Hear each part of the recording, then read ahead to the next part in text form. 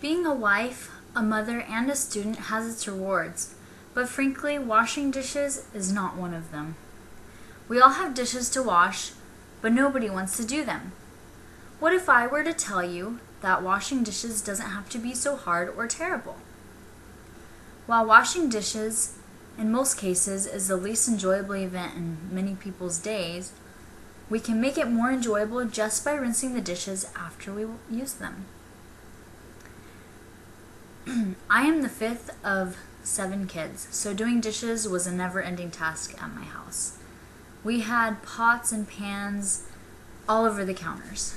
They were oily and greasy and crusty and gross. And it was a chore that we all dreaded. And I remember running from my dad or running from the kitchen when my dad would tell us to do dishes because I didn't want to do it so bad.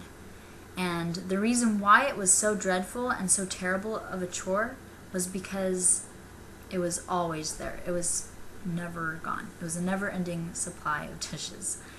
And one day I realized that if I rinsed my dishes after I used them, a lot of the stress was taken away and it didn't have to be that terrible chore anymore.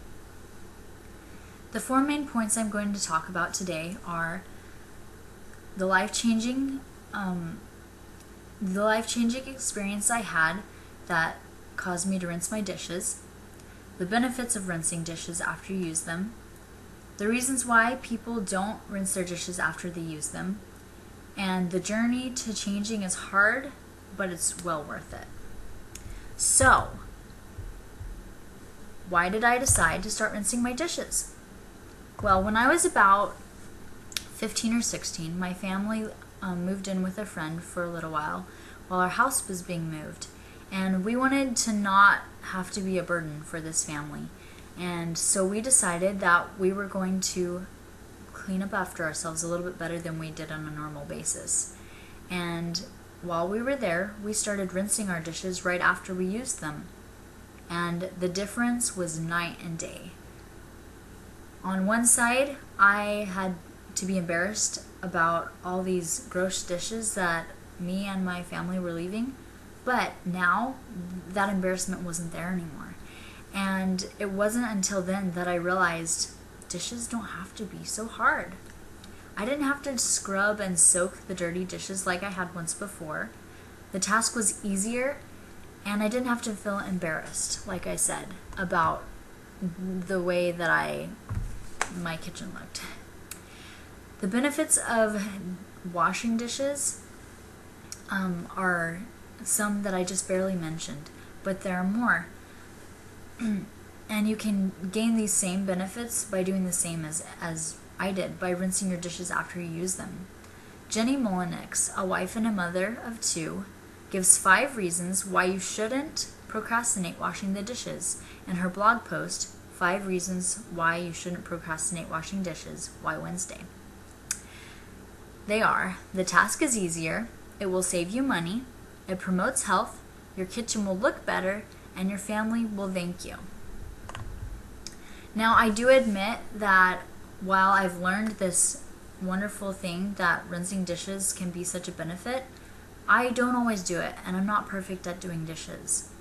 So, why don't people rinse their dishes after they use them? Why don't I rinse my dishes after I use them when I know this? Elizabeth Paracella says it well. Quote, "We know that to some of you, the thought of waking up to a kitchen full of sticky, crusty dishes is dreadful, and usually we agree. We like to clean up as we cook, as much as possible, and have all the dishes finished before we go to bed. But there are some times when turning out the lights on the countertop chaos and leaving everything until morning holds a certain luxury." She continues, "Too often, we miss out on savoring a meal because we are thinking ahead to the cleanup waiting for us. On weeknights especially, the hours between the end of the workday and bedtime are a precious few. And occasionally, not always, it's nice to eat a dessert, snuggle with a loved one, or read a magazine instead of washing the dishes and wiping down countertops. We simply set our alarm a few minutes earlier and clean up the next day." End quote. While Elizabeth makes some good points, and while I find myself falling for the same luxury that she talked about, it doesn't change the fact that some of us are going to put off doing the dishes the next morning as well. And if you put them off, then you're going to keep putting them off. But Elizabeth gives a list of things that you can do if you decide to follow her and not wash your dishes, rinse them right after you use them. She gives a list of things that you can do to make the task easier the next day. 1. Put hot water on the dirty dishes overnight to soften up the mess. 2. Put a little water in cups so that anything that was in them comes out easier. And 3. Put the leftovers away. Whether you decide to follow Jenny's advice or Elizabeth's advice, you have to make some changes. You can't just live the same way you're living all the time, unless you already have mastered the task of rinsing your dishes after you use them. And getting rid of bad habits is not easy. I'm still fighting battles with my dishes. If you're like me, you have your good days, good weeks, good months.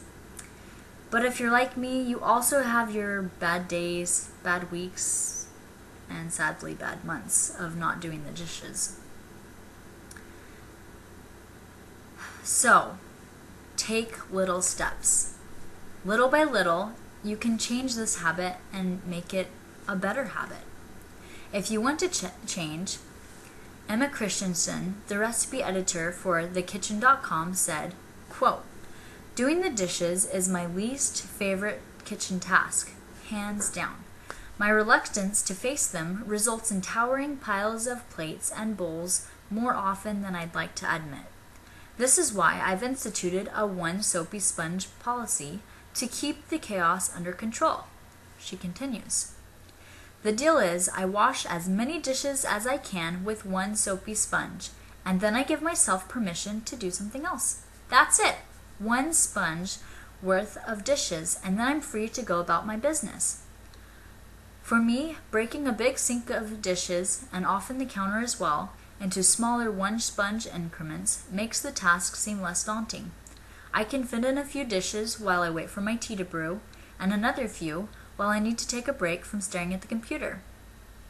Knowing that my time standing at the sink is limited lessens some of the psychological hurdles of getting there in the first place. I've also found that I can wash a surprising number of dishes with just one sponge. Bonus." End quote. Another way to take steps little by little is listed in the article 37 Hacks to Make Dishwashing Easier by Emily Fleischacker.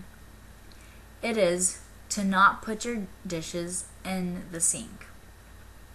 If you put them in the sink, they're going to load up, and then you have to clear the sink just so you can wash your dishes.